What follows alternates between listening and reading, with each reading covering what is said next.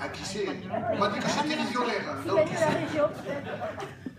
je voudrais tout d'abord vous présenter la tribune avec Gilbert Garel, secrétaire général de la Fédération CGT des cheminots. À sa gauche, Michel Ricci, qui est secrétaire général du secteur fédéral CGT Midi-Pyrénées. Encore à sa gauche, Frédéric Onenfal, président de la commission économique du comité d'établissement régional Midi-Pyrénées. Son homologue à côté de moi pour le Languedoc-Roussillon, Jean-Marc Biot, qui va vous faire une introduction sur le thème du débat. Et moi-même, Thierry Desbruyères, secrétaire général du secteur fédéral CGT Languedoc-Roussillon.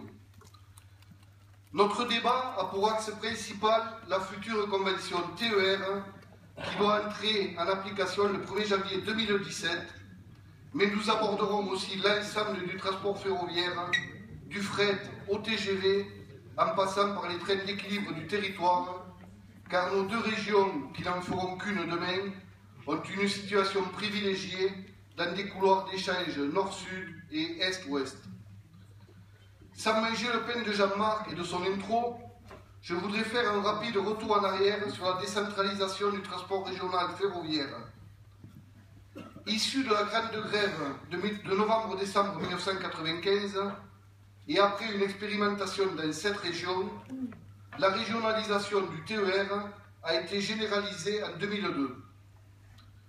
Depuis le début de l'expérimentation, la CGT a eu une attitude exigeante, constructive et revendicative au travers de multiples mobilisations afin d'y intégrer des garanties et des avancées pour le développement du service public SNCF.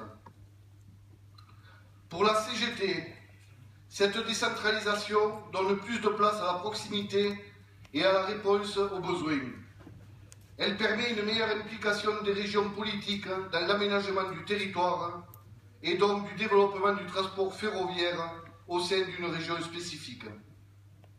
Elle a permis le développement des TER, d'engager des investissements sans précédent pour la modernisation du matériel roulant, la rénovation de nombreuses gares et de certaines infrastructures, l'ouverture de lignes. Pour le service public ferroviaire SNCF, la régionalisation des TER est une vraie réussite, que ce soit au niveau de l'offre, de la fréquentation ou de la qualité des services.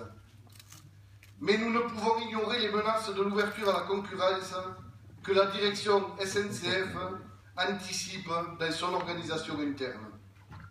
Ainsi, en Languedoc-Roussillon, la dernière convention TER, signée en janvier 2007, a été vidée peu à peu de sa substance et a perdu de son attractivité.